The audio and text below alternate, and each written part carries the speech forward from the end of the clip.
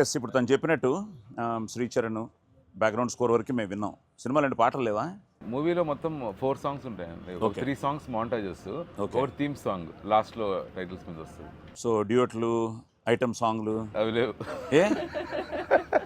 A true to the story పోదామని చెప్పేసి. Okay okay even montage songs కూడా it will tell some story so అనేది went with the script అంతే. ఇందులో మెయిన్గా నేను చూస్తున్నప్పుడు సైన్స్కి శాస్త్రానికి ఏదో కాన్ఫ్లిక్ట్ పెట్టావు. నేను కూడా వాయిస్ ఓవర్ ఇచ్చాను. అప్పుడు నాకు కూడా ఎంత దొంగ అంటే డైరెక్టరు సినిమా చూపించకుండా అది మాత్రం చూపించి ఆ 4 లైన్లు నాతో చెప్పించుకుని sir okay sir thank you sir అని పంపించేవాడు.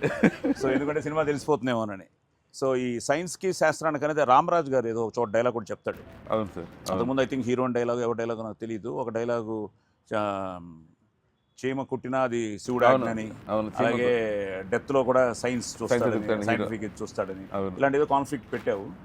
అండ్ నేను చూసిన ట్రైలరు టీజర్లు వచ్చిన తర్వాత మోర్ ఇంటూ ఈ వచ్చిన రియాక్షన్స్ అన్నీ చూస్తుంటే అందరూ కూడా దాని మీద క్యూరియస్గా ఉన్నారు.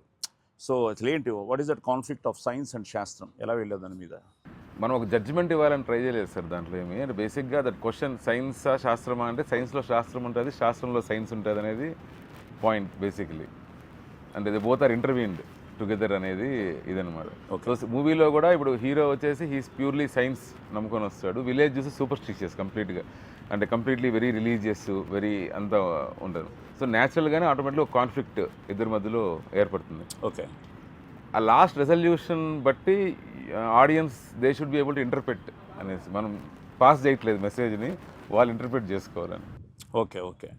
సో ఎవరిని హర్ట్ చేయవు, మనం ఎవరిని హర్ట్ చేయట్లేదు సార్. అదే very sensitive, very sensitive. So ఉదాహరణకు మనం గోర్లు కట్ చేయొద్దు అంటారు సార్ ఇంట్లో మనల్ని. కట్ చేయొద్దు అంటే అది మామూలుగా కట్ చేయొద్దు అంటే మనం వినం మాట. సో అది గోర్లు కట్ చేసి అది ఎందుకు కట్ చేయొద్దు అంటారు, ఇంకా ఓల్డ్ డేస్లో కూడా చాలా ఉన్నాయి. ఈ రోజు కట్ చేయకూడదు, ఆ రోజు కట్ చేయకూడదు. అవును అవును అవును సార్. అవును, ఇప్పుడు అది ఎవ్రీథింగ్ హ్యాస్ ఎ మీనింగ్. అది మనం పొరపాటున మన ఫుడ్లో వెళ్ళినా ఏదైనా ఇండైజెషన్ అయితే అంతా ఇది, అది నార్మల్గా చెప్తే మనం వినం మాట. అదే రే దరిద్రం రాన్నామంటే వింటాం మాట.